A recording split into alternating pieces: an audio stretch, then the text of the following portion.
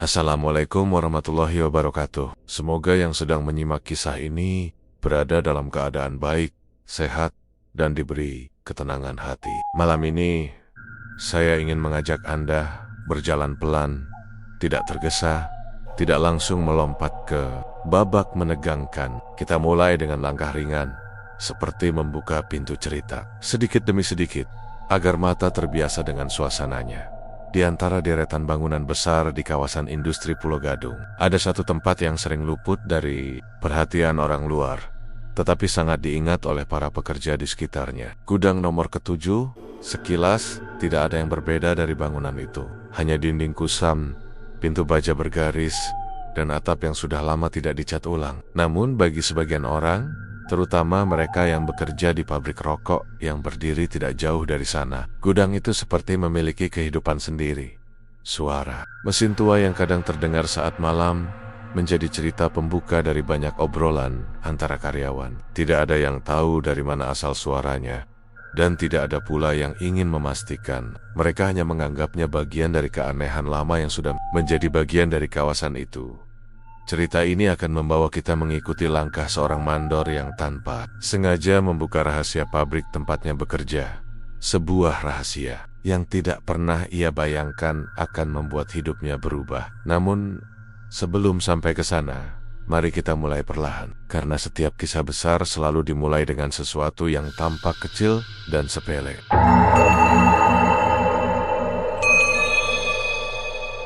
Pagi itu, matahari baru saja naik ketika Ardi memasuki area pabrik rokok tempat ia bekerja. Udara Pulau Gadung masih bercampur antara aroma asap kendaraan dan bau tembakau dari dalam bangunan besar itu. Sudah hampir 5 tahun ia bekerja di sana, mulai dari operator biasa sampai akhirnya dipercaya menjadi mandor yang mengawasi beberapa lini produksi. Hidupnya sederhana, berangkat pagi, pulang sore, dan sesekali lembur jika dibutuhkan. Tidak ada yang istimewa dari rutinitas itu, dan Ardi tidak pernah merasa perlu mengubah apapun bagi karyawan lain. Ardi dikenal sebagai sosok yang tegas, namun gampang diajak bercanda. Orangnya rasional, tidak mudah percaya pada gosip, apalagi cerita-cerita mistis yang sering beredar di antara para pekerja senior. Sesekali saat makan siang, ada saja yang mengangkat topik aneh, mulai dari gangguan malam hari suara langka, kaki tanpa wujud, sampai cerita mengenai makhluk hitam besar yang konon menjaga gudang ke-7.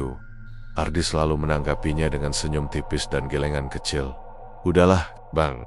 Itu cuma cerita orang dulu. Kita kerja normal aja, jangan dibikin mikir yang aneh-aneh, katanya suatu waktu sambil menepuk bahu salah satu pekerja.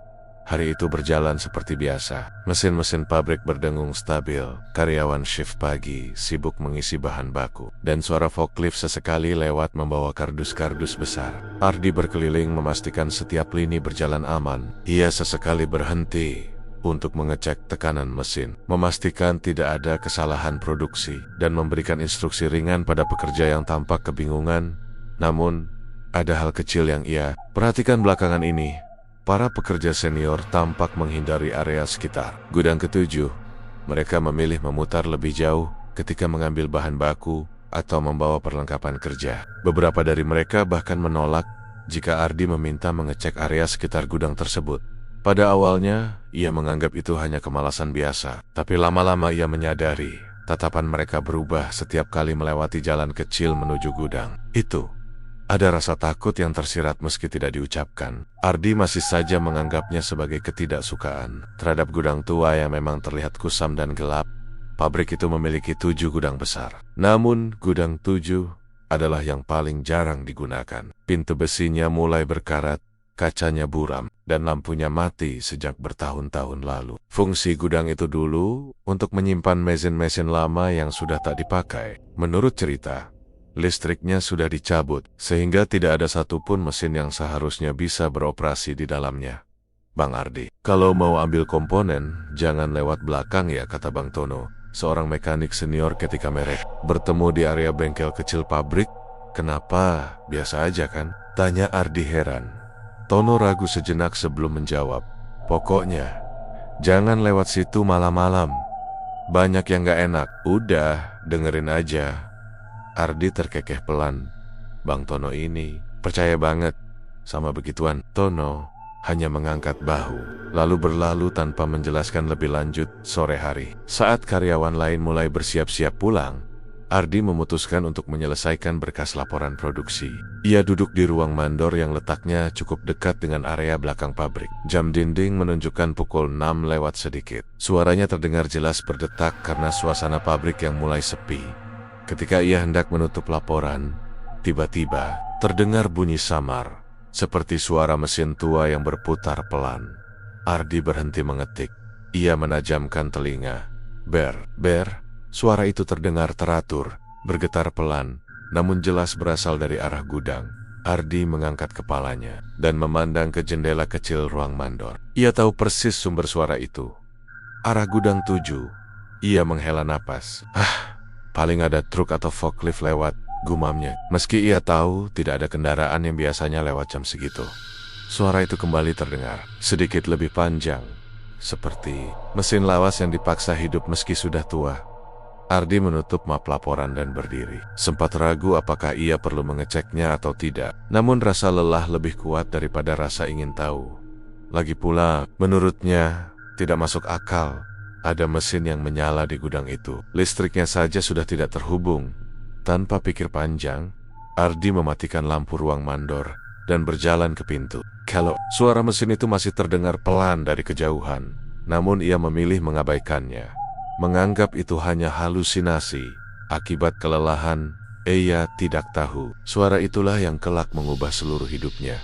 Keesokan paginya, suasana pabrik tidak seramai biasanya. Beberapa pekerja berkumpul dalam kelompok kecil di area istirahat, membicarakan sesuatu dengan suara rendah. Ketika Ardi lewat, mereka langsung menutup obrolan, seperti menyembunyikan sesuatu. Ardi tidak memikirkannya terlalu jauh. Setidaknya, sampai ia melihat salah satu karyawan harian, Jali, lengannya diperban cukup tebal. "Wah, kenapa tangan lo?" tanya Ardi sambil mendekat. Jali menunduk agak canggung. "Mesin penggiling, Bang. Keselip dikit tadi pagi." Ardi mengerutkan dahi.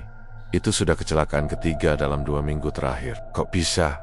Mesin itu harusnya aman. Penutupnya masih terpasang, kan? Jali hendak menjawab, tapi seorang pekerja senior, Bang Tono, menyentuh bahunya dan memberi isyarat halus agar tidak melanjutkan. "Udah namanya juga nasib. Anak baru kadang suka ceroboh," kata Tono sambil memaksakan senyum. Gerakan kecil itu tidak luput dari perhatian Ardi. "Bang Tono, ini bukan pertama kalinya loh. Minggu lalu si Arman jatuh. Sebelumnya si Ucup kejedot mesin cetak. Ada apa sebenarnya?" Pertanyaan itu membuat beberapa pekerja lain saling pandang. Ada yang menghela napas pelan, ada yang langsung mengalihkan pandangan. Akhirnya, salah satu pekerja paling lama di pabrik itu, Pak Sairin, mendekat. Pria tua dengan rambut sudah memutih itu terkenal paling cerewet tentang hal-hal gaib, tapi juga paling disegani karena ia bekerja di pabrik sejak masa awal berdirinya. "Bang Ardi," katanya pelan, "kadang sesuatu itu bukan cuma soal mesin rusak." Ardi menatapnya bingung. "Maksudnya?" "Lepahat, kecelakaan itu seringnya terjadi kalau malam sebelumnya ada suara dari arah gudang." Ardi langsung teringat suara mesin tua yang ia dengar tadi malam. Tapi ia cepat-cepat mengesampingkan pikiran itu. "Pak, itu gudang udah lama nggak dipakai. Mesin di dalamnya udah nggak connect sama listrik manapun." Pak Sairin mengangguk, tetapi ekspresinya menunjukkan bahwa ia punya penjelasan berbeda. "Justru itu, Bang. Makanya aneh. Mesin yang udah mati kok bisa bunyi? Dulu, waktu pabrik ini baru buka, orang-orang di sini percaya ada yang jaga gudang itu." "Yang jaga?" Ardi menaikkan alis. "Maksudnya satpam?" "Bukan, Bang." Sairin menurunkan suara. "Naklet hitam besar, tinggi, matanya kayak bara. Kadang muncul kalau malam Jumat." Ardi menghela napas, lalu tersenyum tipis. "Pak Sairin, masa sih zaman begini masih percaya begituan? Cerita dari mana lagi ini?" Tono yang tadinya diam akhirnya ikut bicara. "Ini bukan cuma cerita. Dulu, sebelum lo masuk sini, pernah ada insiden besar. Gudang itu mau dibuka paksa malam Jumat sama anak outsourcing. Besoknya dia ditemukan pingsan di dekat pagar dengan badan penuh bekas lebam. Katanya, dia lihat sesuatu berdiri di dalam gudang. Besar, gelap, dan kayak marah." Sejumlah pekerja yang mendengarnya langsung bergidik. "Udah, Bang, jangan ceritain yang jitu-jitu. potong jali. Gue merinding. Ardi tertawa kecil. Meski dalam hati ada sedikit ketidaknyamanan yang mulai muncul. Apa hubungannya sama kecelakaan kerja? Itu kan cuma cerita. Lagi pula, aturan gak boleh buka gudang malam Jumat itu dari siapa? Pak Sairin menjelaskan, itu tradisi orang Betawi sejak lama. Banyak tempat kerja tua di Jakarta yang punya kebiasaan begitu. Malam Jumat dianggap waktunya dunia lain lebih ramai. Jadi gudang besar atau bangunan kosong harus dibiarkan tertutup. Tapi di sini nggak ada aturannya secara resmi kan? Tanya Ardi lagi. Betul, tapi pendiri pabrik dulu ngikutin kebiasaan itu. Tiap malam Jumat, gudang kudu dikunci dan nggak boleh ada yang mendekat. Satpam lama yang bilang begitu. Ardi menarik kursi dan duduk, mencoba menelaah obrolan itu. Jadi maksud kalian, semua kecelakaan ini karena sesuatu dari dalam gudang? Para pekerja saling menatap. Tidak ada yang menjawab secara langsung, tapi keheningan mereka terasa seperti jawaban itu sendiri. Ardi mengusap wajahnya. Aduh, kalian ini ya, kalau ada masalah di mesin, bilang aja. Jangan malah nyambung-nyambung ke hal mistis. Walau ia berkata begitu, hatinya tidak benar-benar tenang. Beberapa cerita itu terdengar terlalu spesifik untuk sekadar gosip iseng. Siang itu berlalu seperti biasa, namun pikiran Ardi masih berkutat pada suara mesin yang ia dengar malam sebelumnya. Ia yakin tidak ada yang masuk ke gudang tanpa sepengetahuan manajemen. Tapi suara itu benar-benar nyata. Saat pulang, Ardi sengaja melewati jalur belakang. Gudang 7 tampak berdiri dingin, diam, gelap seperti biasa. Tidak ada tanda-tanda aktivitas. Tetapi ketika ia melangkah menjauh, tengkuknya mendadak terasa dingin. Seolah seseorang atau sesuatu sedang memperhatikannya dari dalam. Ardi menoleh cepat. Tidak ada apa-apa. Ia mendengus pelan. Sugesti gara-gara cerita tadi. Namun di dasar hatinya, perasaan janggal itu mulai tumbuh. Pelan, tapi pasti. Siang itu, Ardi sedang mengecek laporan produksi ketika telepon internal di ruang mandor berbunyi. Suaranya datar dan khas, seperti selalu tergesa-gesa.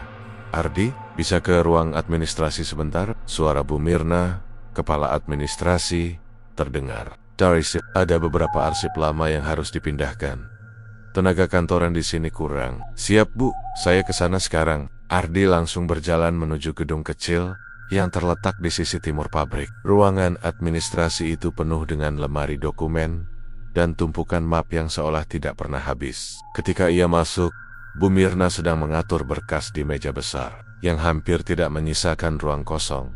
Nah, Ardi, tolong pindahin tumpukan arsip yang ini ke gudang dokumen di sebelah, yang manapun bisa, asal jangan sampai kecampur sama arsip baru. Ardi mengangguk. Ia mulai mengangkat tumpukan map coklat yang diikat karet gelang. Saat ia memindahkan 4 map pertama, ia melihat sebuah kotak kayu kecil di sudut meja. Kotak itu sedikit terbuka, dan sesuatu di dalamnya menarik perhatiannya. Kotak itu terlihat usang, seperti sudah puluhan tahun tidak dipakai. Ada goresan pada tutupnya, mungkin bekas terkena benda tajam. Ardi mendekat dan melihat bahwa di dalamnya terdapat sebuah buku tebal dengan sampul hitam polos, hampir seperti buku harian lama. Bu, ini juga ikut dipindahkan? Tanya Ardi.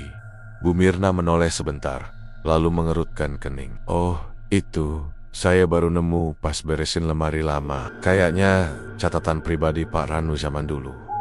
Yang itu sudah tidak dipakai. Kalau mau, pindahin sekalian saja. Ardi lagi. Tapi saat hendak menutup kembali kotak itu, ia tidak tahu kenapa tangannya justru mengambil buku tersebut. Ada rasa penasaran tiba-tiba, sesuatu yang tidak biasa baginya. Buku itu tebal, berdebu, dan halamannya menguning. Di bagian sampul hanya tertulis R. Ranu, 1999 to 2007. Ardi membuka lembar pertamanya. Tulisan tangan yang rapi memenuhi halaman, daftar pengeluaran, masuknya bahan baku, grafik keuntungan, dan catatan-catatan singkat mengenai perubahan produksi. Semuanya terlihat normal, bahkan membosankan. Namun ketika Ardi membuka halaman lebih jauh, angka-angka mulai tampak aneh. Terlalu tinggi, terlalu tiba-tiba. Pada tahun tertentu, sekitar 2001 dan 2004, keuntungan pabrik melonjak drastis hingga 2 kali lipat dalam waktu singkat. Yang membuatnya semakin janggal, Ardi mengenali tenggel-tenggel itu dari cerita para pekerja lama. Di tahun-tahun itu, terjadi kecelakaan besar. Beberapa pekerja meninggal di lokasi kerja. Bukan satu orang, tapi 4 atau 5 sekaligus. Ardi membolak-balik halaman dengan tegang. Grafik keuntungan naik tajam tepat setelah tanggal tenggel kecelakaan itu. Ini, kebetulan, gumamnya.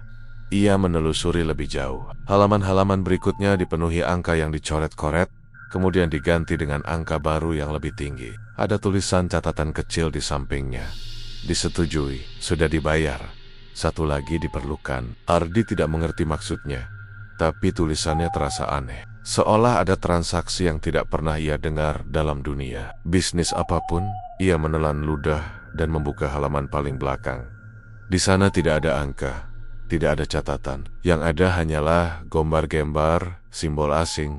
Bentuknya seperti lingkaran, bertumpuk, garis berbelok, dan pola seperti mata yang terbelah dua. Beberapa simbol digambar berulang-ulang. Semakin lama semakin rapi, seolah digambar dengan fokus dan tujuan tertentu. Nah, ini apaan lagi? Ardi bergumam. Simbol itu tidak terlihat seperti catatan bisnis. Lebih mirip sesuatu yang bersifat pribadi, atau bahkan ritual. Pikiran itu muncul begitu saja, walau Ardi berusaha menolak. Ia menutup bukunya cepat. Tiba-tiba merasa tidak nyaman. Dadanya berdebar, bukan karena takut, tapi karena ia merasa tidak seharusnya membaca itu. Namun sebelum ia sempat menaruh buku kembali, Bu Mirna mendekat sambil membawa map lain. "Oh, buku itu?" katanya sambil tersenyum tipis. "Itu peninggalan Pak Ranu yang paling lama. Katanya dulu nggak boleh ada yang lihat kecuali dia sendiri." Ardi menegong. "Kenapa memangnya?" "Entahlah," jawab Mirna santai. "Tapi dulu ada satpam yang dikasih tugas mindahin buku itu ke kantor baru. Besoknya langsung berhenti kerja tanpa alasan." Ardi menutup buku itu perlahan. "Bu, boleh saya lihat dulu? Cuma penasaran aja." "Silakan, tapi jangan hilang ya. Itu mau saya arsipkan ulang." Setelah Mirna pergi, Ardi memegang buku itu lagi. Berat, seolah membawa sesuatu yang lebih dari sekadar catatan keuangan. Ia melihat halaman simbol itu sekali lagi. Ada sesuatu yang tidak ia mengerti, tetapi hatinya memberitahu bahwa ini bukan sekadar catatan bisnis lama. Ada pola tersembunyi antara angka, tanggal kecelakaan, dan catatan-catatan pendek yang tidak masuk akal. Namun, sebagai orang yang rasional, Ardi berusaha menepis pikiran macam-macam. Mungkin cuma catatan aneh doang. Ia mencoba meyakinkan diri, tapi saat ia menutup buku itu sepenuhnya, selembar kertas tipis terjatuh dari dalamnya. Di kertas itu hanya ada satu kalimat pendek. "Jangan buka gudang pada malam Jumat." Ardi terdiam. Itu bukan kebetulan. Buku itu bukan sekadar arsip lama. Dan entah kenapa, Ardi merasa dirinya baru saja menyentuh sesuatu yang seharusnya tetap terkubur. Malam itu, pabrik terasa lebih sunyi dari biasanya. Hari sudah menunjukkan Kamis malam menjelang Jumat. Namun Ardi masih duduk di ruang mandor, tenggelam dalam laporan yang harus selesai sebelum pergantian shift. Lampu-lampu pabrik satu persatu mulai dipadamkan, menyisakan beberapa area yang tetap menyala karena kebutuhan produksi. Suara mesin berkurang perlahan, meninggalkan dengungan halus yang nyaris seperti bisikan. Ardi menatap jam dinding. Sudah hampir pukul 11 malam. Lembur sampai malam Jumat begini. Rasanya jadi keinget omongan Pak Sairin, gumamnya, setengah mengejek dirinya sendiri. Ia menepis pikiran itu, menepuk pipi pelan untuk mengusir rasa kantuk. Namun, saat hendak kembali mengetik, ia melihat sesuatu dari jendela kecil ruang mandor. Gerakan samar, seperti seseorang berjalan di area belakang pabrik. Ardi berdiri dan sedikit mengintip. Di bawah cahaya lampu yang redup, terlihat sosok pria berkemeja rapi berjalan pelan menuju arah gudang ketujuh. Langkahnya mantap, tidak ragu. Dan yang membuat Ardi terdiam adalah benda besar yang dibawanya. Sebuah kotak panjang yang diselimuti kain hitam. Ardi mengenali orang itu dalam sekejap. Pak Ranu, pemilik pabrik. Orang yang paling jarang muncul saat malam, apalagi di area belakang pabrik yang gelap dan jarang dilewati. Malam-malam begini ngapain dia ke gudang? Bisik Ardi tanpa sadar. Ia menunggu beberapa detik, berharap Pak Ranu hanya berjalan melewati gudang. Tapi tidak. Pria itu berhenti tepat di depan gudang ketujuh. Ia menaruh kotak besar tersebut, kemudian mengeluarkan sesuatu dari sakunya. Mungkin kunci. Ardi memicingkan mata. Seingatnya, gudang itu sudah tidak dipakai bertahun-tahun. Kuncinya pun disimpan oleh bagian administrasi. Kenapa sekarang Pak Ranu membukanya? Pintu gudang 7 berderit pelan ketika dibuka. Pak Ranu mendorongnya perlahan, lalu masuk sambil membawa kotak hitam itu. Pintu menutup tanpa suara, meninggalkan keheningan yang sulit dijelaskan. Ardi merasakan tengkuknya meremang janggan belang. Ini ada hubungannya sama buku itu, bisiknya. Ia mencoba mengalihkan pikiran, kembali fokus pada laporan. Namun beberapa menit kemudian, suara itu datang lagi. Jelas, teratur, dan tidak bisa disalahartikan Maze, tepat seperti yang pernah ia dengar beberapa hari lalu. Namun kali ini lebih keras, lebih nyata, dan berasal langsung dari arah gudang. Ardi spontan menatap jendela. Cahaya redup dari lampu luar menyorot sebagian bangunan gudang ke-7. Tidak ada tanda ada mesin yang menyala, tapi suaranya jelas. Ber. Ardi menggigit bibir. Ini nggak mungkin. Ia tahu betul kondisi listrik gudang itu. Bahkan saat ia masih operator baru, Satpam pernah bilang bahwa aliran listrik ke gudang 7 sengaja diputus sejak lama. Semua mesin di dalamnya sudah menjadi besi tua, tak satu pun bisa dioperasikan. Tapi suaranya sekarang benar-benar seperti mesin produksi tipe lama, mesin yang ia kenal dari pelatihan awalnya dulu. Ripmaniac, seperti ada sabuk besar yang memutar roda logam. Ardi berdiri dan membuka pintu ruang mandor sedikit, mencoba mendengarkan lebih jelas. Suara itu tidak lagi samar. Ber. Suara itu terlalu hidup untuk sebuah mesin yang seharusnya mati. Rasanya seperti mendengar hewan yang sedang bernapas dalam ritme berat dan kasar. Ardi menghela napas. Apa gue harus cek? Pikiran itu muncul, namun langsung ia tepis. Untuk apa? Itu bisa saja bagian dari kegiatan pabrik lain. Mungkin forklift atau generator cadangan, tapi dari arah gudang pada jam seperti ini. Dan oleh Pak Ranu sendiri. Ardi menatap meja, di mana buku hitam itu ia letakkan sementara setelah membacanya siang tadi. Sampulnya terlihat dingin, seolah menyimpan sesuatu yang dia mongin tetapi penuh tekanan. Lembar-lembar angka yang melonjak aneh dan simbol-simbol asing masih membekas di benaknya. Ia mengingat kertas kecil bertuliskan satu kalimat peringatan. Jangan buka gudang pada malam Jumat. Dadanya tiba-tiba terasa sesak. Apa maksudnya? Siapa yang menulis itu? Dan kenapa Pak Ranu justru membukanya pada malam Jumat seperti ini? Sementara itu, suara mesin di dalam gudang semakin keras. Tidak natural. Ritmenya terlalu tua, terlalu kasar. Seperti mesin yang dipaksa bekerja setelah lama mati. Ardi menutup pintu ruang mandor dan bersandar pada tembok, memejamkan mata untuk menenangkan diri. Sudahlah, Ardi. Jangan termakan cerita. Lower, rasional. Itu cuma mesin, cuma suara. Ia mengulangi kalimat itu dalam hati berkali-kali, mencoba mengusir rasa gelisah yang menempel seperti bayangan. Setelah beberapa menit, ia mengumpulkan keberanian untuk melihat ke arah gudang sekali lagi dari jendela. Namun kali ini, gudang 7 tampak gelap total. Tidak ada suara, tidak ada cahaya, tidak ada tanda bahwa seseorang berada di dalamnya. Seolah-olah suara itu memang tidak pernah ada.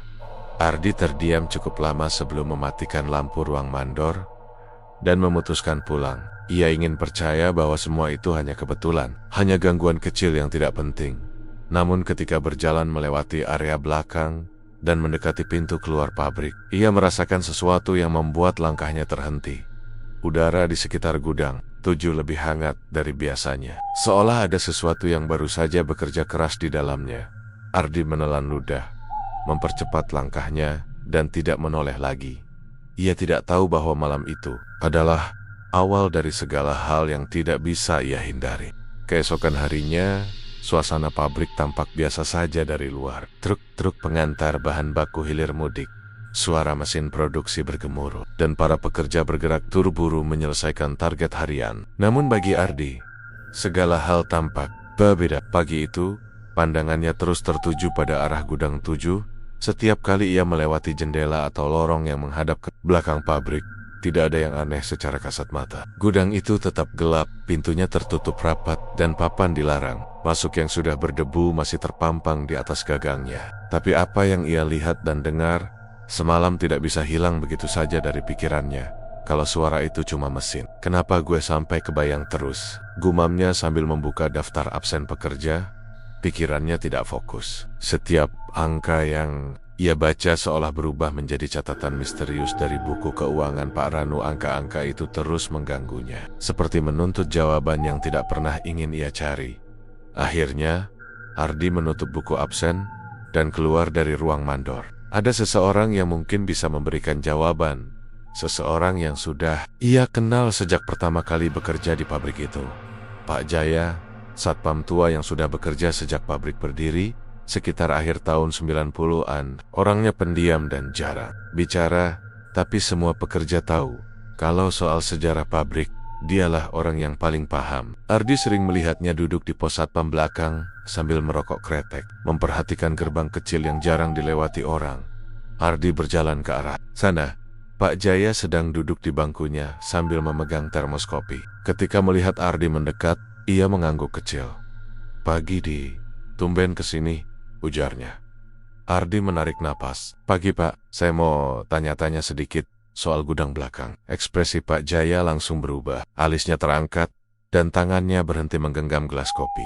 Ia menatap Ardi dengan sorot mata yang sulit diartikan. Campuran kaget, cemas, dan seakan ingin menyuruh Ardi cepat pergi. "Gudang mana dulu nih?"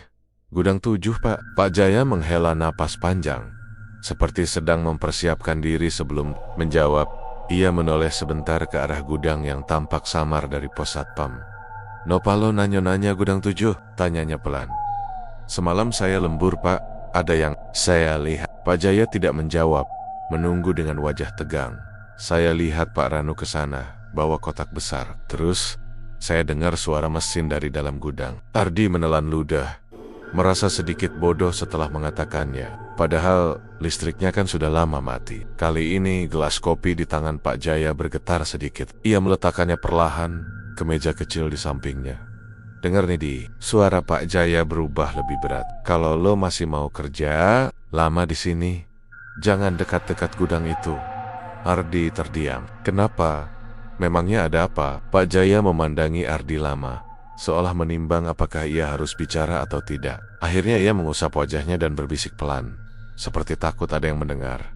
"Gudang itu dari dulu udah angker. Bukan angker karena serita-serita pekerja, tapi karena memang ada perjanjiannya." "Deg." Ardi menegakkan tubuh. "Perjanjian? APA? PAK? Lo jangan tanya mekam-mekam," jawab Pak Jaya cepat. Suaranya penuh tekanan. Namun Ardi tidak menyerah, "Pak. Saya cuma mau tahu apa yang sebenarnya terjadi. Banyak kecelakaan kerja akhir-akhir ini. Terus saya nemu buku catatan lama di ruang administrasi. Angkanya kayak keda pola, pas ada pekerja yang meninggal, keuntungan naik." Pak Jaya memejamkan mata sejenak. Nafasnya terdengar berat. "Udahlah, Dik. Jangan diterusin. Gue udah tua. Mata gue udah lihat banyak hal di pabrik ini. Ada hal-hal yang lebih baik lo nggak tahu." Ardi semakin yakin sesuatu disembunyikan. "Pak, saya lihat sendiri Pak Ranu masuk ke gudang itu malam-malam. Kenapa beliau harus buka gudang yang nggak terpakai? Dan suara mesin itu, APA yang sebenarnya menyala di dalam?" Tangan Pak Jaya yang keriput mulai berkeringat. Ia memandang kanan kiri, memastikan tidak ada pekerja yang mendengar mereka. Lalu ia mendekat, suaranya nyaris seperti bisikan. "Lo hati-hati nyebut nama dia." Ardi merinding. Pak Jaya melanjutkan, "Dari dulu, semua orang sini tahu. Jangan pernah sabut-sebet Pak Ranu kalau lagi ngomongin gudang ke-7. Banyak yang dulu udah coba kepo. Nanya Donmer satu-satu. Hilang arah hidupnya. Ada yang dianggap gila, ada yang kecelakaan, ada yang tiba-tiba resign tanpa pamit." Kalimat itu membuat tengkuk Ardi dingin. "Tolong, Di," ujar Pak Jaya. Suaranya memohon. "Lo mandor yang masih muda, masa depan lo masih panjang. Jangan ikut campur urusan gudang itu, apalagi urusan Pak Ranu." Ardi menelan rasa takutnya. Tapi justru reaksi Pak Jaya yang biasanya santai, sekarang pucat dan ketakutan, membuatnya semakin curiga. "Jadi benar, Pak Ranu ada hubungannya dengan perjanjian itu?" tanya Ardi lirih. Pak Jaya langsung berdiri. seperti tersulut sesuatu. Udah, jangan diterusin. Ia menghela napas tajam. Gue cuman bisa bilang satu hal. Apapun yang lo lihat atau dengar dari gudang itu, anggap nggak pernah terjadi. Ardi diam, cedak, tidak tenang.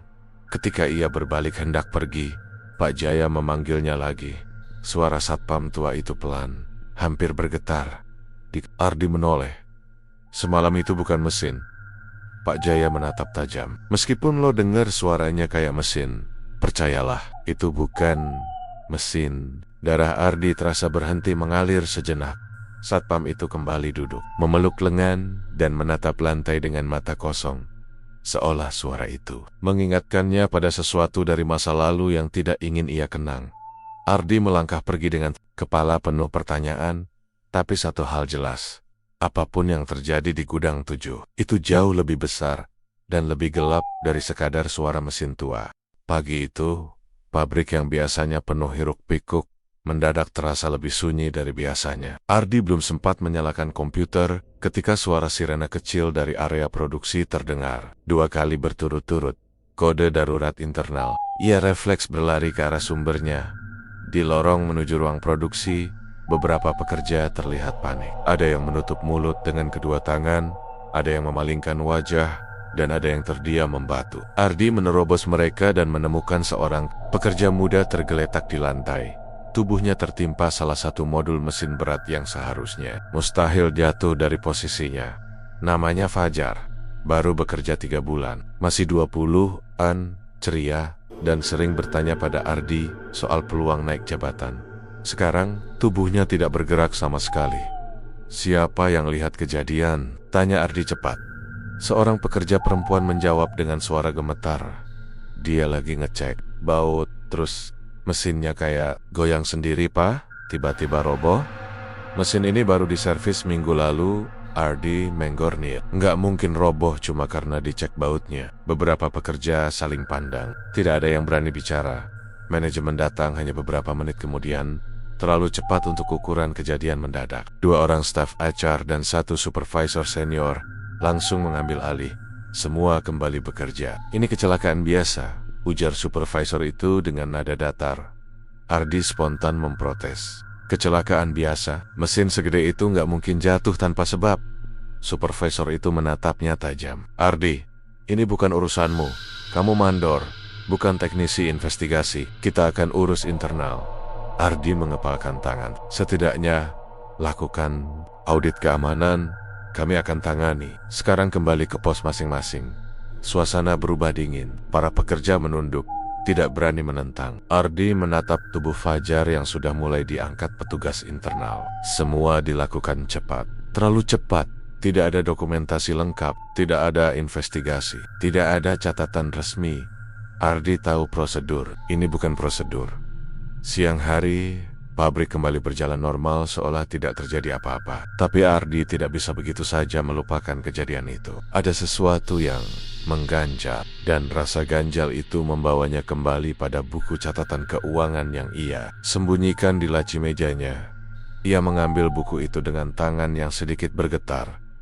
Halaman demi halaman ia buka kembali. Angka-angkanya sama seperti dulu, tapi kini Ardi melihatnya dengan mata berbeda. Tahun 2008, kenaikan keuntungan signifikan, keterangan internal, insiden kecil, 1 korban. Tahun 2012, keuntungan naik lagi, keterangan internal, 1 pekerja resign mendadak. Tahun 2017, peningkatan produksi drastis, keterangan, insiden fatal. Dan sekarang, ke 2023, tahun ini pun sudah menunjukkan tanda peningkatan keuntungan yang tidak masuk akal. Ardi meremas kepala. Tidak mungkin. Tapi pikiran itu memaksa dirinya untuk mengingat sesuatu yang tidak ingin ia ingat. Semalam, Pak Ranu ke gudang 7 membawa kotak besar, suara mesin yang seharusnya tidak menyala. Dan sekarang, kecelakaan fatal. Ardi membuka halaman paling belakang buku itu. Halaman yang dulu ia abaikan karena penuh simbol aneh. Kini ia melihatnya lebih jelas. Ada lingkaran, garis berkelok, dan sesuatu yang tampak seperti ilustrasi mata hitam besar. Bentuknya menyerupai kepala makhluk. Kata-kata Pak Jaya kembali terngiang. Semalam itu bukan mesin. Gudang itu ada perjanjiannya. Jangan sebut nama Pak Ranu kalau ngomongin gudang 7. Tangan Ardi mulai berkeringat. Ia membuka catatan tahun ini. Kembali ke angka terbaru. Keuntungannya melonjak, bahkan lebih tinggi dari tahan-tahan sebelumnya.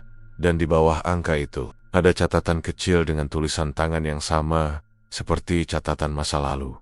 Target berikutnya sudah ditentukan. Ardi mundur 2 langkah. Napasnya tercekat, tangannya gemetar ketika ia menutup buku itu. Ini pola, bisiknya. Kenapa nggak ada yang sadar? Atau lebih tepatnya, kenapa tidak ada yang berani sadar? Menjelang sore, supervisor senior yang tadi memarahi Ardi mendekatinya di lorong. Ardi, jangan pikirkan kejadian pagi tadi, ujarnya sambil tersenyum kaku. Pabrik ini harus tetap berjalan. Jadwal produksi kita padat. Ardi menatapnya penuh kecurigaan. Saya kumama. Tahu Pak, apa kita akan laporkan kejadian ini? Supervisor itu menepuk bahu Ardi pelan, namun dengan cengkeraman yang terlalu kuat. Urusan laporan ada di tangan Pak Ranu. Kamu fokus saja pada tugasmu. Pak Ranu lagi di mana sekarang? Tanya Ardi spontan. Supervisor itu tersenyum, senyum datar yang tidak menyiratkan kepedulian sedikit pun. Seperti biasa, ia memandang ke arah belakang pabrik. Beliau lagi memeriksa gudang. Ardi bergidik malam harinya. Ketika semua pekerja pulang, Ardi duduk sendirian di ruangannya. Lampu neon di atas meja berkelip pelan. Buku catatan keuangan itu tergeletak di depannya, seolah memaksa dirinya untuk menerima kenyataan yang mulai terbentuk. Kecelakaan fajar, bukan kecelakaan biasa. Angka keuntungan bukan angka normal. Gudang 7 bukan gudang mati. Dan semuanya selalu terjadi pada tahan-tahan dengan pola yang sama. Ardi menutup mata, menelan rasa takut yang kini mulai berubah menjadi keyakinan. Ada sesuatu yang disembunyikan di pabrik ini, gumamnya. Dan semua orang pura-pura nggak tahu. Malam itu, untuk pertama kalinya, Ardi tidak bisa pulang dengan perasaan tenang. Ia merasa seperti menginjak wilayah berbahaya. Dan semakin ia menyelidiki, semakin jelas satu hal. Ada hubungan antara kematian pekerja, keuntungan pabrik, downgrade 7. Sebuah pola yang sengaja ditutup rapat oleh manajemen. Sebuah pola yang kini, tanpa sengaja, Ardi buka sendiri. Malam itu, pabrik terasa lebih sunyi dari biasanya. Para pekerja shift malam baru saja masuk waktu istirahat. Dan sebagian besar dari mereka berkumpul di kantin kecil di sisi timur pabrik. Ardi memanfaatkan momen itu dengan menuruni tangga belakang yang jarang dilewati orang. Ia memakai jaket hitam untuk menyamarkan diri. Meski dirinya mandor, tetap saja ia merasa sedang melakukan sesuatu yang dilarang, bahkan berbahaya. Gudang 7 berada di paling ujung kompleks, terpisah dari gudang lain oleh lorong sempit yang gelap. Lampu-lampu di area itu sering mati karena rusak atau sengaja dibiarkan begitu. Suara angin berdesir dari sela-sela bangunan. Ardi melangkah pelan, memastikan tidak ada yang mengikutinya. Ketika ia tiba di depan pintu gudang 7, ia menghela napas. Pintu besinya tampak lebih tua dari yang ia ingat, penuh bercak karat dan goresan seperti bekas cakaran. Ardi memegang gagangnya, terkunci, tentu saja. Tapi di bagian bawah pintu, ada celah kecil yang mengarah ke dalam. Tanpa banyak pikir, Ardi berjongkok dan menarik besi kecil yang ia sembunyikan di saku. Ia memasukkannya ke celah kunci, menggerakkannya perlahan, seperti yang pernah diajarkan seorang teman teknisi bertahan-tahan lalu. Klik, pintu terbuka dengan suara kecil. Ardi menegakkan badan, menelan ludah, lalu mendorong pintu perlahan. Pau! Lembab dan debu langsung menyergap hidungnya. Gudang itu gelap, hanya diterangi cahaya temaram dari sebuah lampu kecil di sudut ruangan. Lampu yang harusnya tidak menyala. Ardi masuk. Di dalam, tumpukan kardus berdebu memenuhi sisi kiri ruangan, sementara sisi kanan berisi rak-rak besi tua. Namun mata Ardi tertarik pada sesuatu di tengah ruangan. Sebuah mesin besar, tampak seperti mesin produksi model lama, dengan roda gigi yang besar dan tabung metal berkarat. Padahal mesin seperti itu seharusnya sudah tidak digunakan lagi sejak pabrik mengganti peralatannya beberapa tahun lalu. Namun yang membuat Ardi tersentak adalah mesin itu menyala, rodanya bergerak pelan. Suara derak logam terdengar lirih, ritmis, seperti napas. Mustahil, gumam Ardi. Ia mendekat. Tidak ada kabel tersambung ke mesin itu. Tidak ada sumber listrik. Lampu indikatornya pun sudah mati dan pecah. Tapi, roda besar itu tetap berputar. Ardi memegang tangannya, memastikan ia tidak sedang berhalusinasi.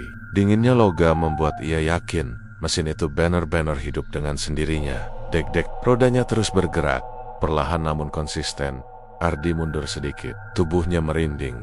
Lalu pandangannya tertarik ke pintu kecil di sisi belakang. Gudang, berbeda dengan bagian lain, area itu terlihat masih baru dibersihkan. Debunya lebih tipis, dan lantai semen di depannya tampak seperti sering dilewati. Seseorang.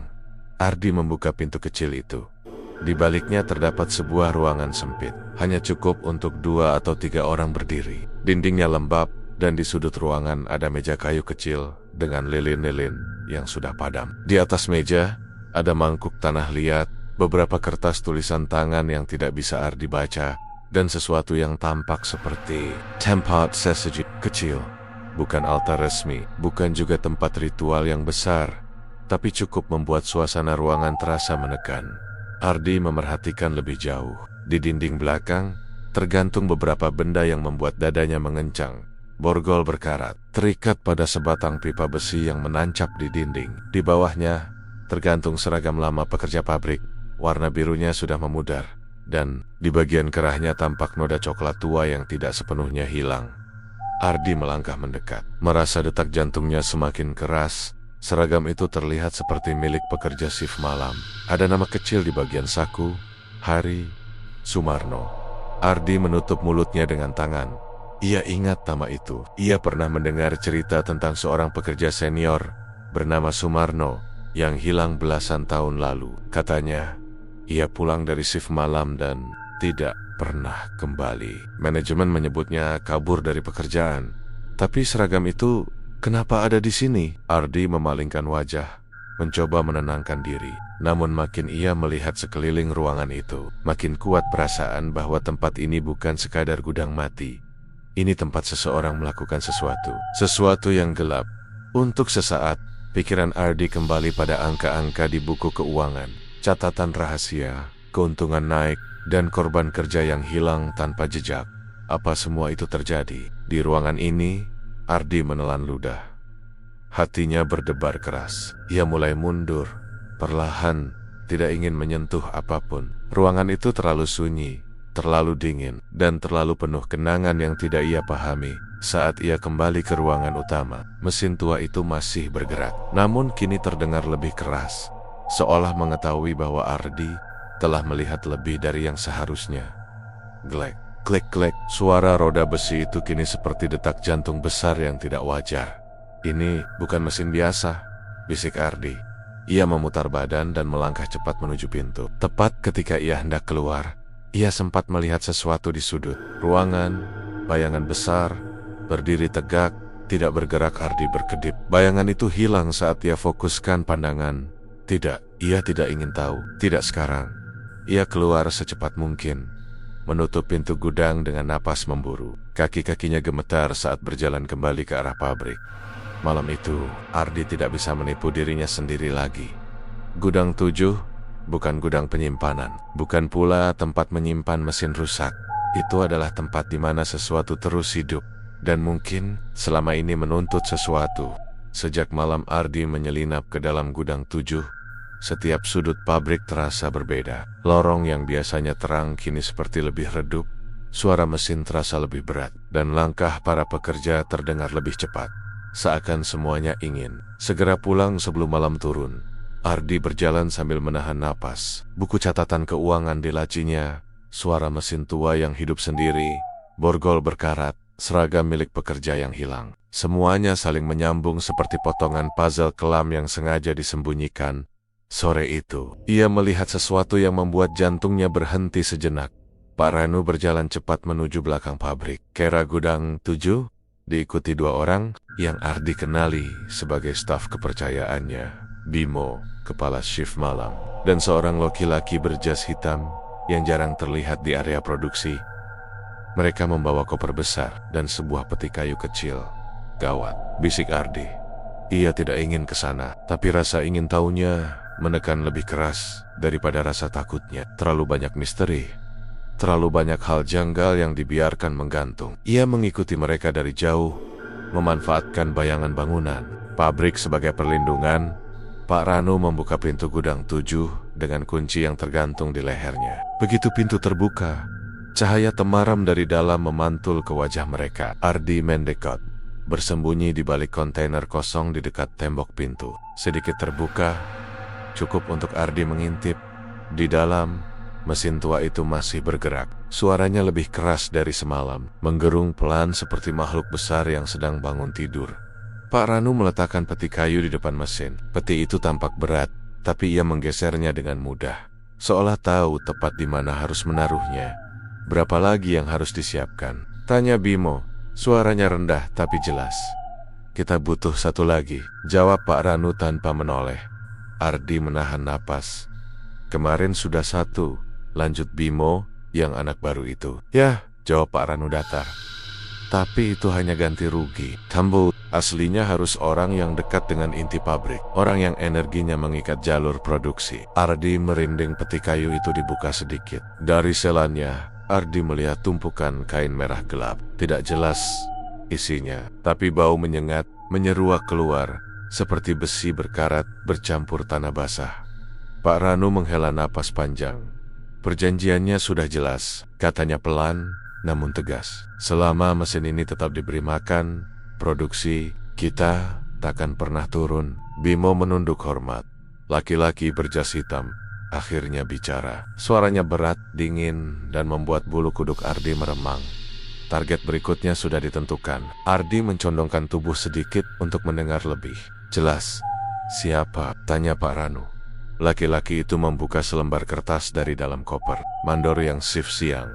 Namanya. Jeda itu terasa seperti pisau menggantung di udara. Ardi.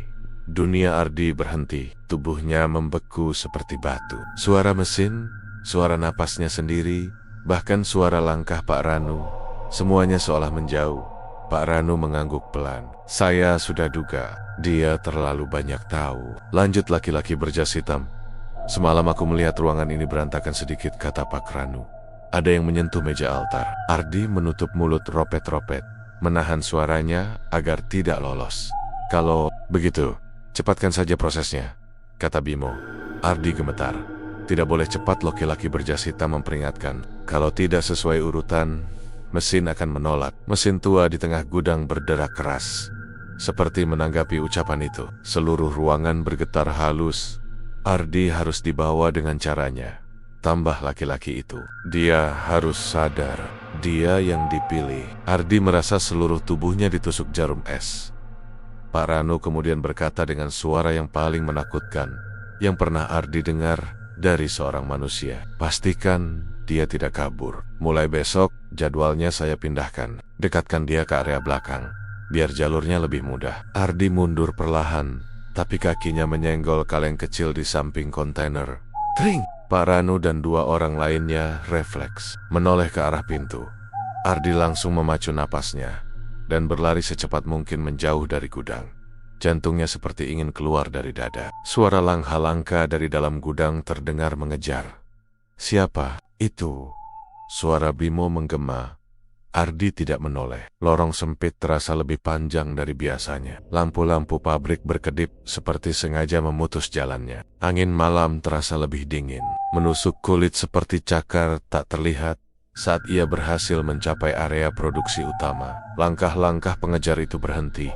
Ardi menempelkan tubuh ke tembok. Terengah-engah. Ia tidak lagi meragukan apapun gudang. 7 bukan sekadar tempat gelap. Bukan sekadar mesin rusak, bukan sekadar rahasia pabrik. Gudang itu adalah tempat di mana nyawa ditukar dengan keuntungan. Dan kini, giliran Ardi yang ditandai. Ardi tidak pulang malam itu.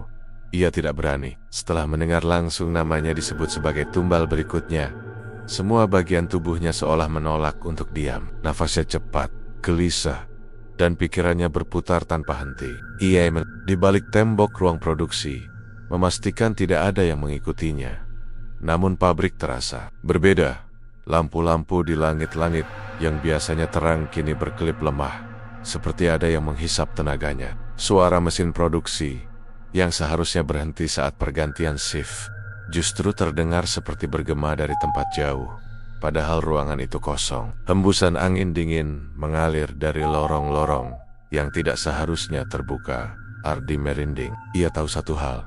Jika ia tidak keluar dari pabrik malam ini, ia mungkin tidak akan pernah keluar selamanya. Ia menggenggam ponselnya. Tidak ada sinyal. Entah kenapa jaringan selalu hilang di area belakang pabrik, terutama saat malam hari. Ia menelan rasa takutnya dan mulai berjalan cepat ke arah gerbang timur, pintu keluar yang paling dekat dengan jalan raya. Tapi baru beberapa meter melangkah, suara langkah kaki berat terdengar dari belakang. Dok, dok, dok. Ardi menoleh. Dari arah gudang dua bayangan besar bergerak mendekat.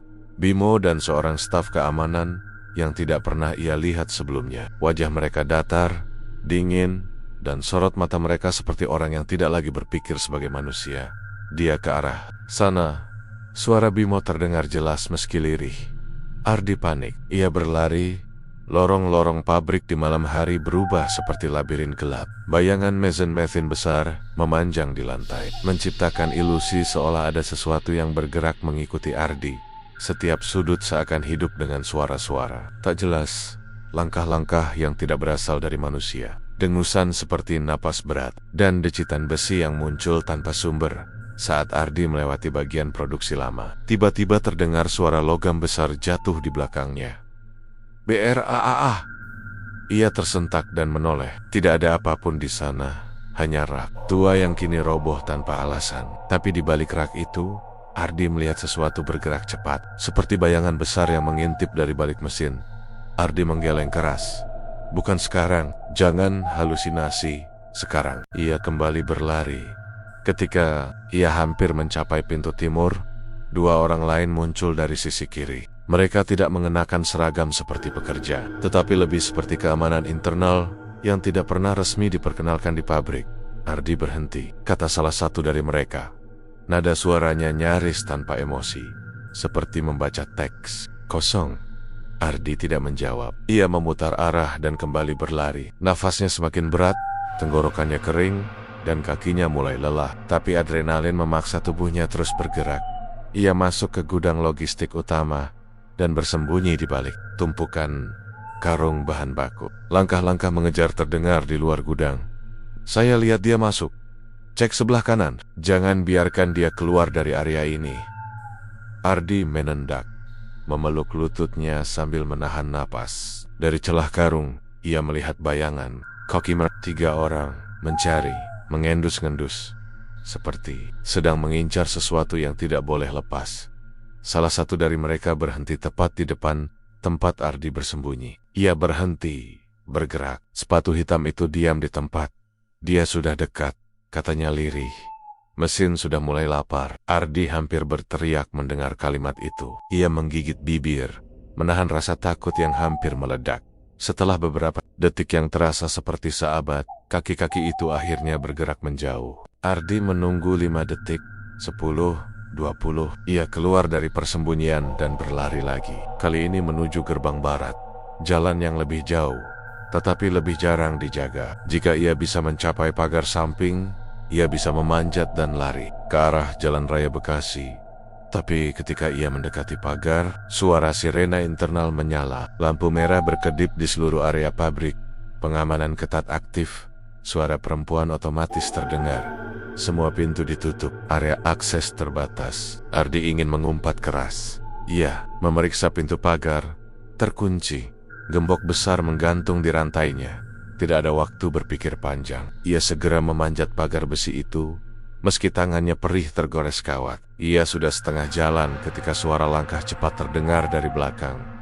Diam di tempat, Ardi memaksa dirinya memanjat lebih cepat. Tapi baru 1 detik ia hendak melemparkan kakinya ke sisi lain pagar. Seseorang menarik kakinya dari bawah. Ardi terpeleset dan jatuh keras ke tanah. Napasnya hilang, pandangannya kabur. Ia mencoba bangkit, tapi seseorang menendang sisi tubuhnya. "Kamu tahu terlalu banyak," kata suara Bimo. "Kini sangat dekat. Pak Ranu tidak akan senang kalau kamu lolos." Ardi merangkak menjauh. Lututnya berdarah. Kepalanya pusing. "Saya nggak akan ikut apapun," teriaknya lirih. saya cuma mau keluar dari sini. Tapi mereka melangkah semakin dekat. Sudut mata Ardi menangkap sesuatu. Pintu kecil menuju area samping. Setengah terbuka. Pintu lama, jarang dipakai. Tapi mengarah langsung keluar pagar. Hanya satu dorongan kecil. Dengan sisa tenaga, Ardi bangkit dan berlari ke arah pintu itu. Jangan biarkan dia lepas. Ia menerjang pintu itu dengan bahunya. B-R-A-A. Pintu terbuka. Ardi hampir terjatuh saat keluar. Tapi ia terus berlari. Nafasnya tersengal, dadanya terasa. Tapi di depannya, ia melihat seberkas harapan. Lampu-lampu truk kontainer di jalan utama Pulau Gadung. Suara kendaraan, jalan raya, orang-orang. Ia sudah dekat. Ardi berlari sekuat tenaga, meninggalkan pabrik gelap yang terasa seperti mulut monster yang hampir menelannya hidup-hidup di belakangnya. Suara langkah dan teriakan masih terdengar, tapi semakin jauh. Ardi menembus pagar samping yang sudah berkarat, melewati rerumputan tinggi, dan akhirnya ia sampai di trotoar Pulau Gadung. Di tengah keramaian truk dan motor yang melintas, ia selamat untuk sementara. Tapi satu hal jelas, mesin itu belum kenyang. Pak Ranu belum berhenti, dan mereka tidak akan membiarkan Ardi pergi begitu saja. Ardi tidak langsung kembali ke rumah setelah berhasil mencapai jalan utama Pulau Gadung. Lututnya gemetar, napasnya tidak stabil, dan pikirannya masih dipenuhi bayangan gudang 7 serta orang-orang suruhan Pak Ranu. Namun, ia tahu satu hal, jika ia diam, akan ada korban berikutnya. Beberapa jam kemudian, ketika fajar mulai menyapu langit timur Jakarta dengan warna jingga pucat, Ardi sudah berada di kantor polisi sektor terdekat. Suaranya serak hampir hilang, tetapi ia menceritakan semuanya, kecelakaan yang tidak wajar, pencarian nama tumbal, suara mesin tua, dan penyusupannya ke gudang 7. Awalnya, beberapa petugas mengira Ardi hanya stres atau salah paham. Tapi saat melihat luka-lukanya, goresan kawat di lengannya, dan ketakutan yang jelas terpampang di wajah, mereka mulai percaya bahwa ada sesuatu yang serius terjadi. 2 mobil patroli, 1 truk polisi, dan beberapa anggota bersenjata dikirim. Ardi iket naik. Walau masih ketakutan, ia merasa harus melihat akhir dari ini.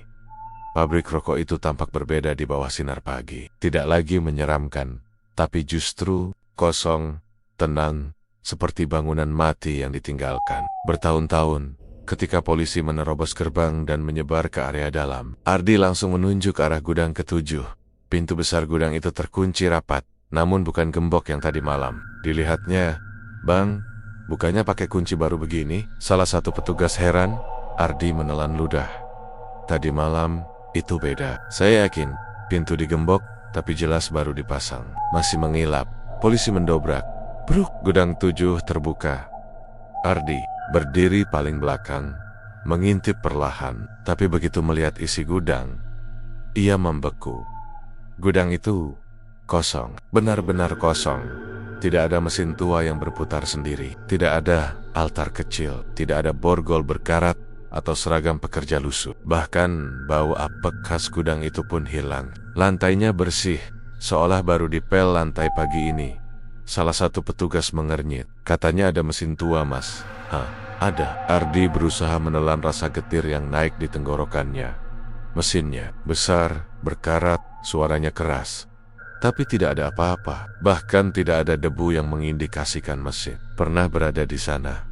"Ini aneh," gumam seorang polisi. "Seperti ruangan baru dibersihkan semalaman." Ardi mundur selangkah. Jika mereka benar-benar memindahkan semua barang besar itu, pasti butuh truk, alat berat, dan banyak orang. Tapi ia tidak mendengar atau melihat apapun saat lari tadi malam. "Bagaimana bisa bersih begini?" Ardi berbisik pada dirinya sendiri. Polisi memeriksa seluruh kawasan pabrik, ruang kantor, gudang bahan, ruang produksi. Tidak ada tanda-tanda keberadaan Pak Ranu. Tidak ada Bimo. Tidak ada orang-orang suruhan semalam. Data CCTV hilang. File keuangan di komputer terhapus. Catatan yang Ardi temukan lenyap dari ruang administrasi. "Mas Ardi," seorang petugas mendekat. "Kami akan tetap menyelidiki. Tapi untuk saat ini, bukti fisik tidak ada." Ardi menatapnya dengan wajah kosong. "Dia menghilang begitu saja. Kami cek pintu, Tidak ada tanda-tanda benturan paksa, seolah pabrik ini memang tidak ada. Ardi ingin marah, tapi ia terlalu lelah untuk melakukannya. Seminggu berlalu, polisi datang 2 kali lagi ke pabrik, tetapi tidak menemukan apapun. Pabrik ditutup sementara, dan para pekerja dirumahkan sampai penyelidikan selesai. Tinggal di rumah kontrakan kecilnya, dengan perasaan tidak menentu. Ia jarang tidur, dan setiap kali tertidur, ia melihat bayangan hitam besar itu, yang kini mendekatinya, memanggil tanpa suara. Ia sering berpikir, apakah semua itu nyata, atau hanya mimpi buruk karena stres? Namun, luka-lukanya belum sembuh, dan rasa takut itu terlalu nyata. Lalu, sebuah pesan masuk dari salah satu pekerja pabrik. "Bang, lo dengar kabar belum? Tiap malam Jumat, suara mesin tua itu kedengaran lagi dari arah gudang ke-7. Padahal listrik belum dinyalain." Ardi gemetar membaca pesan itu. Ia membuka jendela kamar, memandang jauh ke arah Pulau Gadung yang samar terlihat dari kejauhan. Jalan raya berisik seperti biasa, klakson, truk lewat, suara motor. Tapi seolah ada satu suara lain yang ikut. Dalam hiruk-pikuk itu, samar, dalam, bergemuruh, seperti dengusan makhluk besar yang menunggu. Ardi memejamkan mata. Apakah Pak Ranu masih hidup? Ataukah makhluk itu kini bergerak tanpa majikan? Apakah ia sedang mencari tumbal baru? Pertanyaan itu terus berputar di kepala Ardi. Dan di kejauhan, angin malam membawa gema rendah. Suara yang sangat dikenalnya. Duk, dag, dag, dag, duk, suara mesin tua.